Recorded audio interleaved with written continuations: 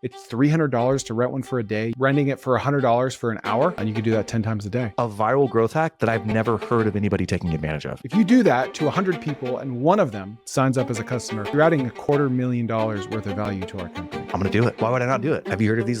Yeah. Tens of thousands of women come out to these. They say good is the enemy to great. So I'm okay having good companies if my life is great because of it. You ready? I'm fairly certain I know exactly who Satoshi Nakamoto is.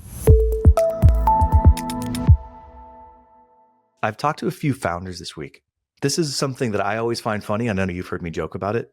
Lots of times when you're starting a business, you're like, oh yeah, I'll buy a business. I'll just hire an operator, right? Like, oh, I'll just get someone to operate the business. Or they haven't ever gotten into the business yet. And they're like, I don't want to be working in the business. I want to be working on the business. I got to get out of the weeds, right? We've heard all of these where people think we've said these things. Yeah. So I think this is a framework that entrepreneurs should think about and really, really take to heart. There's a period of time where you are the business. You're the business. Shh. And then there comes a point where you become the bottleneck and the business becomes the business. And this is how I'm kind of thinking about it. You go from having a job. We talked to Tyler. He's got a job right now. He's got no systems, no processes. It's on Google Sheets. There's nothing that can be replicated. Pretty soon he'll have a high-paying job, which will be great. And then eventually he will have a business. And the way that I define a business is this is an entity that can operate on its own, generating cash flows without you for at least 3 months. And the reason I said 3 months on there is because I really don't think any business should be operated without its leader, quote unquote, right? But there's a period, like it has enough systems and expectations in place and SOPs that it can continue to run and operate without you. But it takes time to get to that point. And if you as the founder are thinking about, I got to get out of the weeds first, you're discounting the most valuable thing about your business, which is you. Because in the beginning of your business, your differentiator, your product is you. You might be smarter than somebody in a certain way. You might have a specific skill. You might have an innate genius, whatever it is. You're the differentiator. And if you try to remove that too quickly, you're removing your differentiation and your competitive advantage. So I like to think of it in 4 phases. Phase 1, where you're doing all of the work. You're the business. You're the agency. Phase 2, where you start outsourcing things that are non-differentiated, payroll, accounts payable, admin work, okay? And then there's phase 3, where you start outsourcing things that are differentiated, but that are not your zone of genius. So maybe your sales process is different, or maybe your marketing tactics are different. But that's not, Chris Kerner's highest and best use is not on the operations, right? He may be doing something that's differentiated on the operations, but that's not his highest and best use. So you offload those things first. And then the last phase is you offloading your zone of genius. And I think what a lot of founders do instead is they focus on, I just got to get myself out of the business right now. And they think they have to offload everything at first. And as a result, the business suffers because of it. They don't take this measured approach of like, okay, first, things that don't need me. Second, things that do need me but aren't differentiated. Third, the things that do need me and are differentiated, I'll do last. I just think that's a great framework to think about if you're starting up a business is, hey, what phase am I in? Where can I afford to be operating? Just so you have a roadmap for what's next and what's coming. What do you think? I agree. And not only does it suffer because of the fact that they're outsourcing things too quickly, but they don't even know that it's suffering because they don't know what it would look like had they not done that, right? Like there's no A/B test for that. Let's say they're growing 30% a month. They step out and they're growing 20% a month. And it's like, oh, okay. Yeah, I'm okay with that. But what they don't know is like they could be growing 40% a month because it was a seasonal business and they were rounding the corner to March and April, right? Yeah. And so 20% a month is actually half of what they would have done if you wouldn't have stepped out too soon. So that's the hard part is a lot of times you don't know what you don't know and you can't truly A/B test life outcomes. Yeah, and they like fall in love with this idea of, I'm going to remove myself from the business. It's going to be passive income. It's going to okay, maybe when you're a $10 million company, but you're trying to do that at like $200,000 a year in revenue, you haven't built the thing yet. It's not big enough to have the things that you need in order for it to be quote unquote passive. You need systems, you need processes, you need SOPs, you need people. You can't have one without the other, but they try to remove themselves way too quickly. We've done this. I mean, how many times have you and I freaking done this? Hopefully we've finally learned our lesson, but probably not. Yeah, we'll probably do it again. I think this is true at any scale. size business. I had this conversation just yesterday with someone about Elon Musk. Who's winning the self-driving car wars right now? I'll tell you, it's not Tesla. It's Waymo. Tesla should be winning. Tesla had such a head start. They had millions of cars on the road, billions of miles worth of data. Two reasons why they're not winning, in my opinion. One, Elon said, we don't need LiDAR. We don't need it. It's irrelevant. Cameras and sensors are fine. Well, you're biased because you can't sell Teslas profitably with LiDAR on the car. Whereas Waymo is like, we need LiDAR. This is going to be a $300,000 car, but that's okay because we're just learning right now. And now Waymo's winning. Like they're winning in the accuracy department, right? Right.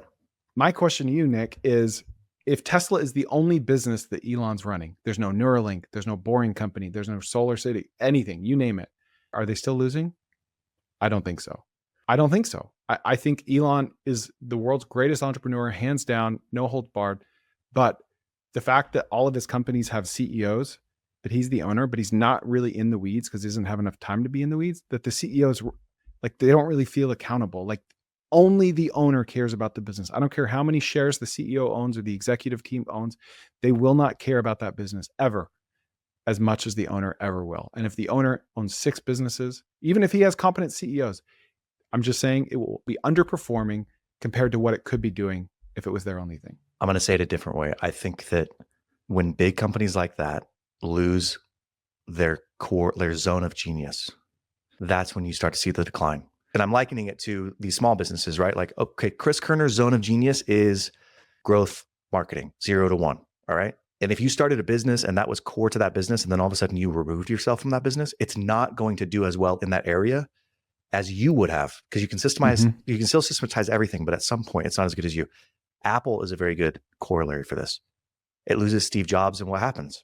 Still highly profitable. It's still growing, but they're not coming out with cool new products. They're not cutting edge anymore. And Tesla is probably an example of that, right? Like Elon moves on to found other things. The LiDAR versus camera sensors debate, yeah, they're losing on that. It's because the guy who's the driving zone of genius in that company has now replaced himself. So it is a trade-off, I think. At that scale, Elon can do that, and maybe he takes a 20% hit in market value. But if you're like $100,000 business and you're an entrepreneur, you can't afford to do that yet. Like you don't have, I guess, flexibility to lose that much market value because your business crashes. But Yeah. it's the same concept, right? Like you're removing the thing that made it what it is. It's not going to do as well.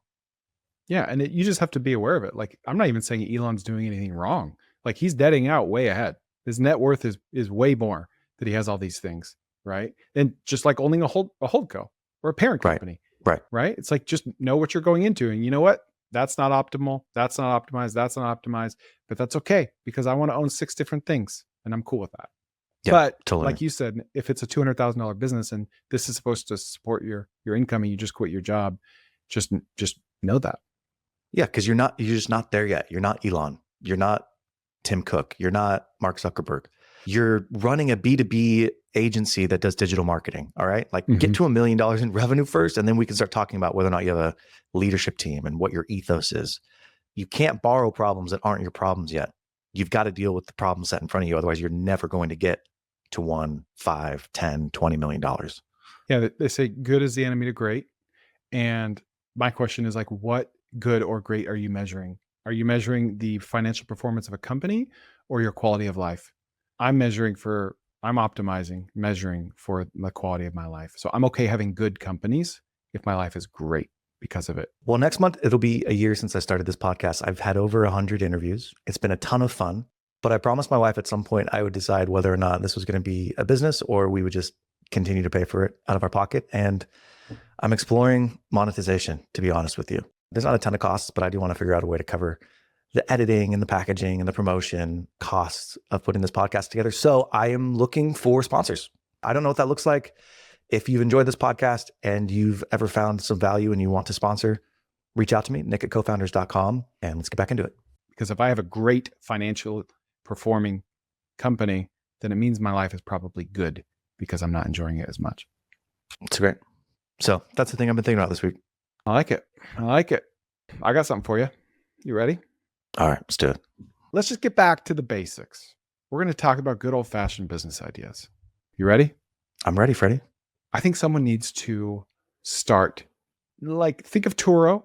Okay. For those that don't know, Turo is like the Airbnb for cars. You buy a car, you can rent it out to others, and it's doing really well. And the best Turos are the interesting vehicles like Cybertrucks, right? If you buy a Camry, put it on Turo, you're not going to do great.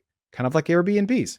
Airbnbs are a little saturated. You want to do well, you got to have a freaking tree house on the side of a cliff. Okay. You got to be unique. Who out there is renting out like Cybertrucks by the half hour or by the minute or by the hour? I think that would be a thing. I think Cybertrucks are a novelty. They're really cool. They're fast. They're Instagrammable. People just want to see what it's like. It's $300 to rent one for a day. You don't need it for a day. You just want to take your girlfriend out on a date in it or something, or just test drive it. Why isn't there a system for that? What are we doing? Okay, I'll give you my feedback. I think it's hard logistically. Okay, let's say you rent it, someone has it for an hour. Then someone's got to go pick it up. It's got to go to a place. They've got to clean it. They've got to get it ready for the next person who's going to be renting it. So just inherently, obviously the per hour basis is going to be a lot higher than a daily basis, but then the per hour rate on a daily rental. But I think that's probably the biggest thing logistically. If we had self-driving, then I think it becomes way simpler. I think it's just a logistical issue to manage. I don't think you need to clean it every time, depending on how long you take it out. I think renting it for $100 for an hour, that's a great price. And you could do that 10 times a day. You could do the Chris Kerner special. You could go and market hour usages of a Cybertruck and then go rent a Cybertruck for a day. Just like have it planned out. Go rent the Cybertruck for a day and then take it and let people use it for an hour. The hard part is insurance when you do stuff like that. Obviously, I'm never going to let insurance stop me from launching something. But imagine if you had a Cybertruck, you had it wrapped, QR code, everything. Drive this for a half hour, 30 minutes for $50. And you just start driving. It's like like if you see me driving, I'm available right now. And you just start driving around like a walking billboard wherever there's, downtown areas, bars, outdoor shopping. And it's more of an impulse buy than anything. It kind of like an Uber driver just kind of drives around these areas waiting to get jobs. You do the same, but you're just giving rides and you sit in the passenger seat and there are governors put on it so they can't go crazy. And there is a risk of insurance, but I think someone could make a lot of money doing this. And I think someone could make even more money if they did the harder route, raised a bunch of money and launched a platform for this. Your idea gave me an idea for something else. That's the whole purpose of the show. What did you think we're doing here, Nick? So would the truck have a QR code on it? Yeah. Okay. Absolutely. Here's something I've always wondered. And I can't believe you and I have never spoken about this because your mind, I know, would just take this to levels. It has hitherto been unforeseen. All right, Moroni. You ever been? I was on the plane flying back from Hawaii. I took a long video. My wife's like, "Oh, let me get that video." And what do? Do I text my wife that video? No, Chris. What do you do? Airdrop it. You got to airdrop that shiz because it's too big. It's too big of a file format. So all right, cool. I airdrop it. I go to airdrop it. There are dozens of people who I could have airdropped it to. Mm-hmm. I've been thinking about this and I can't believe we haven't spoken about it, but it just finally popped back up. I don't know because I'm not as creative as you. Okay. How could you use that for a good bait and switch? Mm-hmm. Like, could you go to, and I don't know what the product would be, but let's say you have a product that you just want to get out, or let's say that you want people to go and tune into your podcast, and you just go to the mall and you're like, all right, I have a link to my podcast and I'm going to airdrop it to whoever just shows up. Bloop, bloop, and you just airdrop it. It seems like a viral growth hack that I've never heard of anybody taking advantage of. We're talking about eBass here? An eBass? What's an eBass, Chris? Oh, it's an ethical bait and switch. Remember that? Is that not the biggest oxymoron you've ever heard ever? We've talked about these. I've heard of a sea bass. I had never heard of an eBass. So I love this. I've seen like memes and like reels about people that have trolled others on planes doing this, right? Like taking a crazy, ugly picture and airdropped it to everyone on the plane. But you're right. There could be something there. It reminds me of a reel that I posted a while ago of a guy that posted QR codes all around the city. And it just said, "You cheated on me. I can't believe you did that." And then anyone walking by will scan that. And when they scan it, it just leads to some guy's Instagram page, which is like the lowest and worst use of someone's captive attention. but it's the same principle. So I think you need to have something high ticket enough. You got to find that balance between mass market enough and high ticket enough, because you're not going to be able to airdrop this to thousands of people an hour, right? It's going to be like dozens of people an hour if Why you're in the couldn't right you? place. Because proximity, like you have to be close enough to that many people. All right, I'm going to go to me. Let's say I wanted to promote the podcast. How could I do that? How could I go and find a place where many people are gathering at the same time? Concert, a sporting event. A sporting event? A conference? Conference. Maybe I go to like the industry conference. Like, why could I not drop 1,000 links to my podcast just walking around a conference? You could. It reminds me of retention.com, the software where you can basically swipe email addresses from people browsing on your website without them opting in. People do that. It's $1 billion business, but those opt-ins are very, very, very low intent because they didn't opt in, you know? So that's your problem there. Is it's a low ticket offer. It's just a free podcast and it's low intent. So you can do it. How many people will actually subscribe and listen? It's a spray and pray type of an approach. Right. Like if I'm doing email marketing or SMS marketing or whatever, it's the same kind of, it's just a numbers game at that point, right? So maybe I spend zero money, but I go walk around a conference and I send it to 1,000 people and I get 5 subscribers out of it, which would suck. I wish I got more. I didn't spend any money. I guess you count my time walking around the conference. Yeah. So I guess your framework would be much better. What would be a high ticket item you could do that with? And where would you go to sell that high ticket item? So let's go back to conferences. Like we're going to Holdco Conf in a month or two, right? A conference for Holdco business owners. Let's say we had a competing conference. Okay. That was 6 months later. It would make sense for us to buy a ticket to this and airdrop this to everyone there and say like anyone who gets this airdrop gets a 30% discount, but you have to book today. Like that is a very captive audience. It's captive, it's relevant. It has, they can afford your conference because they just paid $8,000 for this one. Mm-hmm. It's high ticket. Like that could be like the sweet spot. That's really interesting. What are some other is high ticket impulse buy an oxymoron? Probably is an oxymoron. I'm trying to think if there's any other high ticket. It's an oxymoron, but it's surely a thing, right? It's a thing for people that can afford it. I think of a car brand or a maybe expensive luxury handbag. Mm-hmm. You go to a conference where a lot of people, oh, that would be interesting. Okay. They have these bridal conferences. Have you heard of these? Like they're like bridal expos. Yeah. In different geographies. And they get like tens of thousands of women come out to these because they're getting married and they spend a lot more time on the bridal expos. Mm-hmm. You could go to a bridal expo if you're a venue in that town and literally just airdrop people. That would be a really cool use case. Because otherwise you got to like pay for a billboard or you got to pay to be a sponsor of, you probably get kicked out, but who cares? You'd have to pay to be a sponsor of that conference, but you just you buy tickets and walk the floor and like, all right, airdrop, blip, blip, blip, blip, blip, blip. Dude, how about this? This is going to be very specific, but you can take it to be anything. You buy a ticket to a Green Bay Packers game. Cheapest ticket you can buy. Okay. Nosebleeds. Let's say you have some affiliate or let's just pretend that you have a business that sells, Brett Favre autographed memorabilia. You got hundreds of these things. Cards, shoes, balls, whatever. You walk down to like the part of the field where the rich people are, right? The expensive seats close to the field or the suites. And you're just walking. You didn't buy a seat there. And you're just freaking airdropping everyone that you get near. You can't tell me you wouldn't sell something from that. Bro. $100 ticket to get in? Bro, Chris, I have an idea. I think you're going to crap your pants. You might even tell Mohammed to edit this out. I swear on my life. Are you ready? Okay. I swear on my life.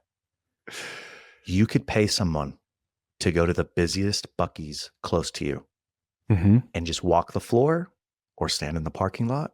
And every customer for a week, every customer who comes in and out, airdropped a link to Texas Snacks. That's your target demo, dude.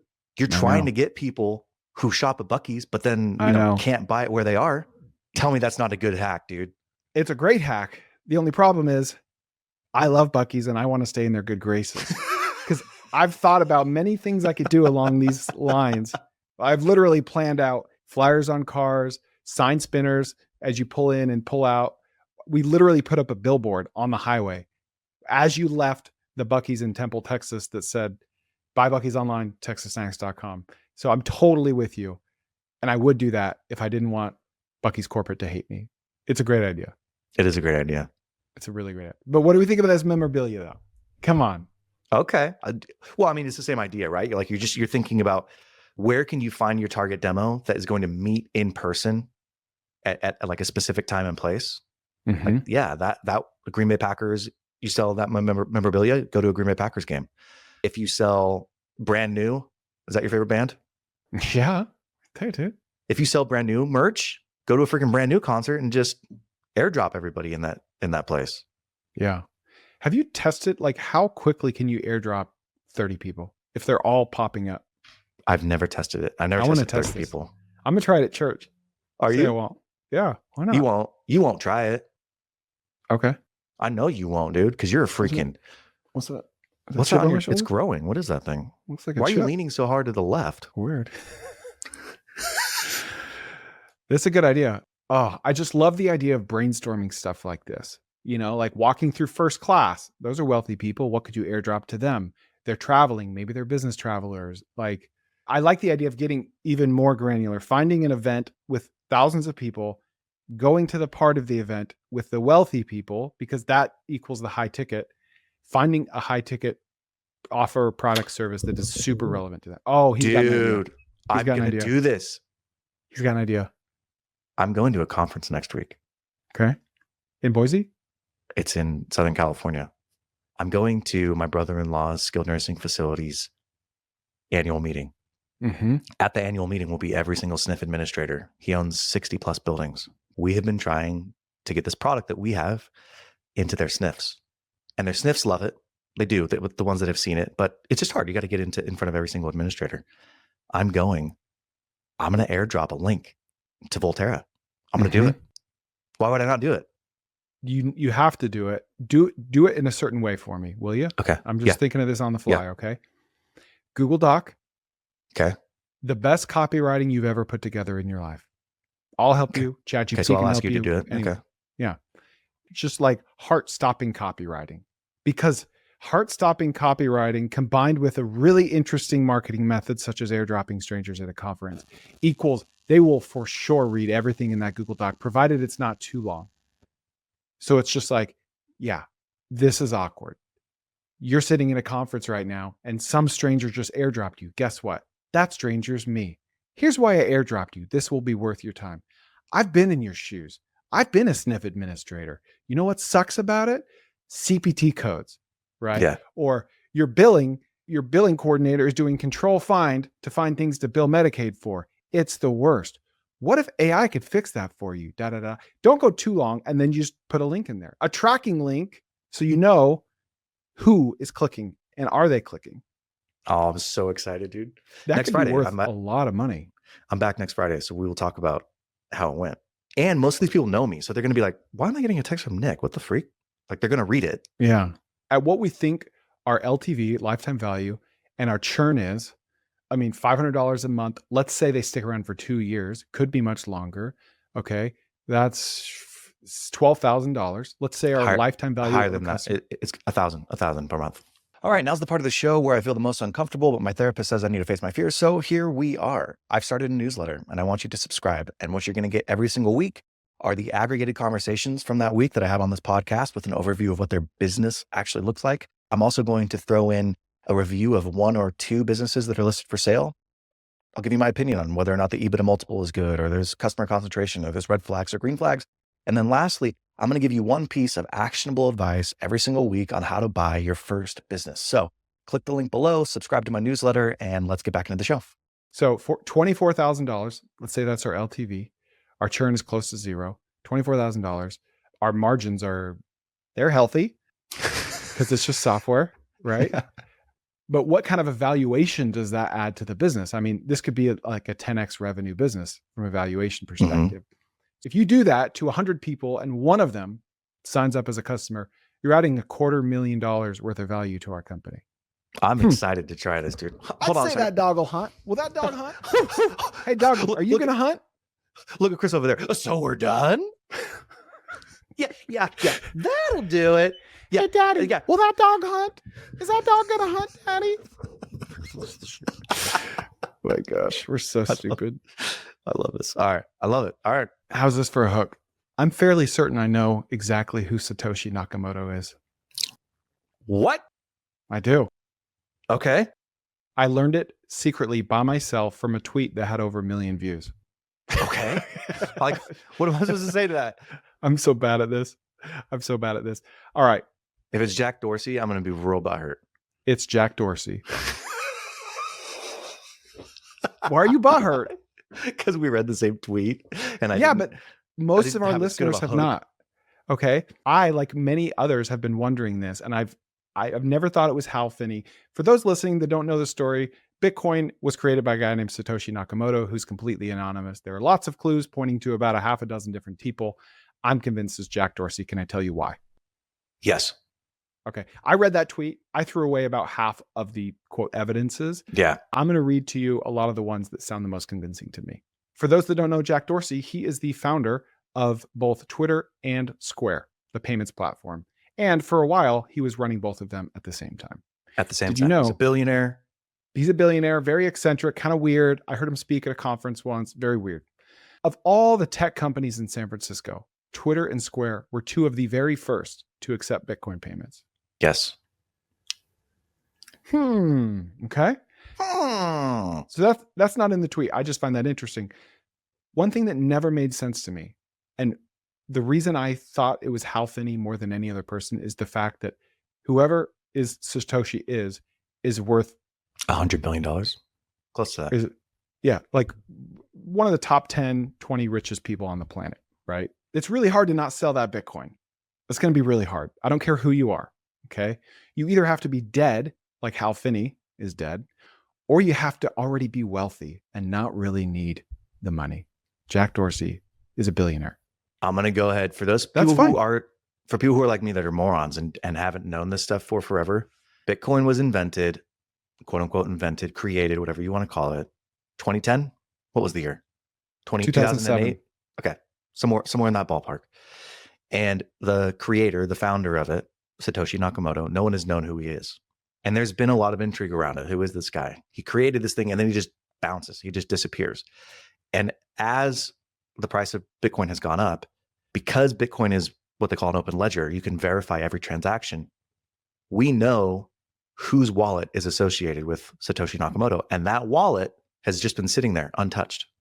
Yep. So every year, even as Bitcoin has gone up and down, we know, oh, it's worth $100 million. Oh, now it's worth $1 billion. Now it's worth $50 billion. Now it's worth $100 billion.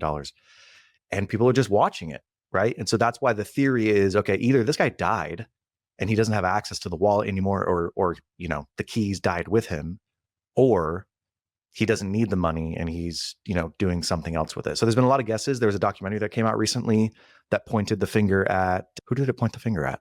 I can't remember who it was. But yeah, there's like a small group of people that it could be. I hadn't really heard Jack Dorsey's name thrown around until the last few years, to be honest with you. I don't know why that is. But this tweet that we're referencing, the evidence is Jack Dorsey has been hyper involved with cryptography since the beginning. He was one of like 2,000 cypherpunks in 1997. He wrote his graduate thesis on cryptography and doing something that would impact the world and then disappearing. He launched Bitcoin around the same time that he was launching these other companies. He started running Twitter and Square at the same time that Satoshi kind of pulled out of being an active member of the Bitcoin community. And Jack has like played up the joke. Like he talks about Satoshi all the time. He makes references to him, like, and he knew all of these people. So I'm convinced too. I wish I could take the other side here and be like, no, it's not him. Well, let me read some things. I mean, also he was asked on the Lex Friedman podcast if he was Satoshi, and his answer was, if I were, I would never tell you. Oh, okay. So some more evidences. He wrote a manifesto on making a mark without leaving a trace in 2001. Okay. He made a blog post shortly thereafter joking about that he was building something in secret that would be a payment network for drug traffickers. Okay. 2003, he posted a blog about how he's interested in cryptography, pseudonyms, hacks happening at 4 a.m. specifically, and more. Posted in 2003. Okay, so why are we going to find out why the 4 a.m. We're going to get there. Later? We're going to get there. Yep. He posted in 2003 that he's trying to end his dependence on the US dollar and creating a barter network. He referred to himself as Jack, J-A-K, as a pirate, like a sailor. He had lots of sailor references. Okay. Like Michael Saylor. Like Is Michael that- Saylor. There I'm you just go. Jack tweeted around the horn and home again for That's the Sailor's Way. Back in 2008, Bitcoin was created the very next day. Jack's Twitter profile from 07 to 09 had him listed as a sailor. Okay. The original Bitcoin source code included an old sailor's adage, never go to sea without 2 chronometers, take 1 or 3. There are references to sailors in the Bitcoin source code, multiple. Okay. The original Bitcoin source code documents are all timestamped at 4 a.m. Jack always talked about being a hacker at 4 a.m. Okay. He accidentally logged in to edit the source code without masking his IP address, which he always did. And Satoshi, you're saying? Yes, Satoshi did. And it was an IP address listed in California. Okay. Well, California is a big state, but that's where Jack was at the time. Okay. The first Bitcoin transaction took place on Jack's mom's birthday. Satoshi joined the Bitcoin forum on Jack's birthday, and Satoshi's last mined block was on Jack's dad's birthday. Now, this is something that I find pretty convincing. Satoshi in the forum told people not to donate Bitcoin to WikiLeaks.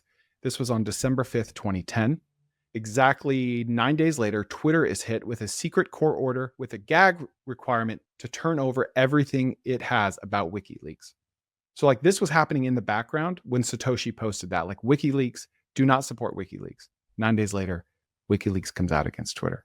The day before that happened, before that gag order, Satoshi posted for the last time ever in the Bitcoin forum. He never came back. Twitter's tech lead, a year later, suggested that Twitter is going to integrate Bitcoin payments. Okay. Jack Dorsey calls Bitcoin an amazing movement in September 2012. Square publishes a book in January 2018 to explain the legend of Satoshi Nakamoto, in which it makes the Satoshi character look like Jack. Would people at Square have known that? I don't think so. But who gave someone at Square the idea to make that book in the first place?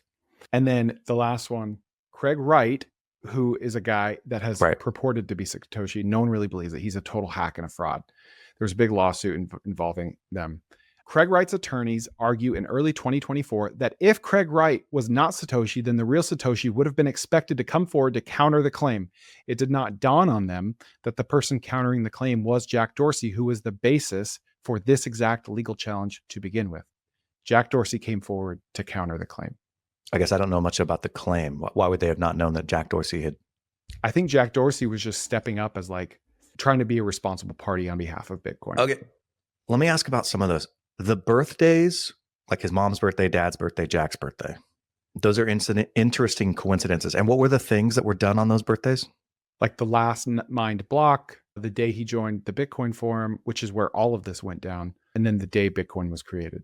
Because like so many things were happening during that period of time. I'm sure that there would have been something where it's like you could have chosen his mom's date and found something that happened. But those are pretty important things. For there to be 3 is kind of crazy. Is Jack known to be a guy who's like into sending secret messages like that? I guess if he's into cryptography, he is, right? Right.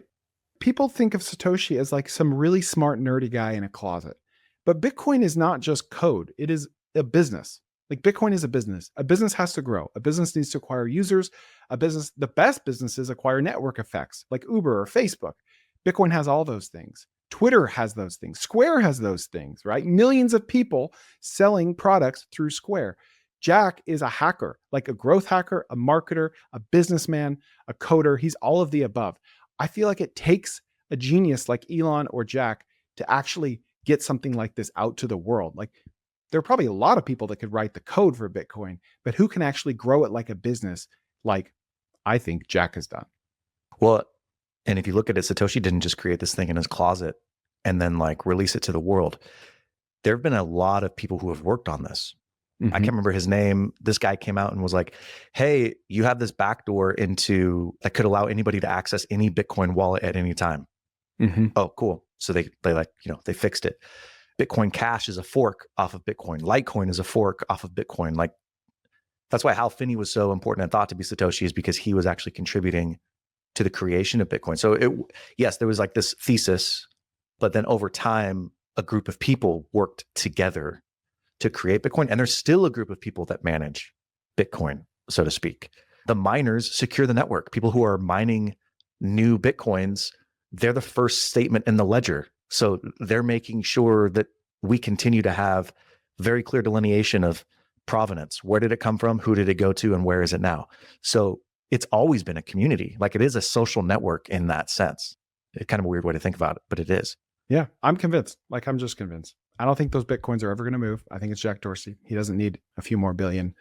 And I think it's amazing. It's incredible. If that Bitcoin moves, Bitcoin crashes, right? Why? Period. End of story. Because it's like people that own Bitcoin or people that are in the know, it's supply and demand. Like, we're writing that off. And there have been a few times, like with these court orders, when we thought that Bitcoin was about to move and Bitcoin crashed because people just thought Satoshi's wallet was about to move.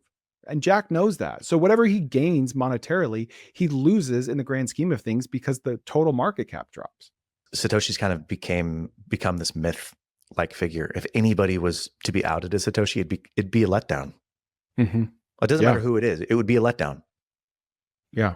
Like, he knows he'd that. be like, oh man, it was, because you've like built him up to this mythical like figure. I mean, people have theories that he came from the future. It's like, oh, he came from the future to create. I don't know if you've read any of those. I go down all those rabbit holes. Like, he came to the future because he knows the dollar is going to crash, and so he wanted to create a currency that would. And I was like, well, okay, this is a well thought out theory. I guess I more mean from the standpoint, I don't know that he wanted to sell Twitter. He could have had the money to buy Twitter if he had gone. And there are now sophisticated financial instruments that will allow you to borrow against Bitcoin as an asset, right? So he could have done that. I guess there would have been a risk that it would have leaked. He would have had to have moved it, though. You can't keep it in your own wallet if you borrow against it, because you have to collateralize it. You got to like put it with an escrow service, and then you borrow against it. Oh, okay, so you can't collateralize it unless it's in a third party. Mm-hmm. One of the arguments against it was he was too busy. He was too busy founding, Twitter and Square to do it. And it's just like, that's like saying Elon couldn't have founded, the Boring Company, Neuralink, like you name it. Like, it's Parkinson's law. These guys, like, they need to be founding 5 things at once. That's how they operate. Well, I think that's part of it, but also they're complementary, all of them, and they're accelerants. And like, the underlying philosophy of Twitter was like, they would never go in and delete tweets. It would be there. Mm-hmm. It's a public record. It's the open ledger, kind of, so to speak, mm-hmm. right? And it's the network is supporting it. Same with the payments platform that he's doing with Square or Block now. The idea was to disrupt our current payment system, which is still primarily ACH, which is just nuts to me. Mm-hmm. All right. Anyway, I thought that was cool.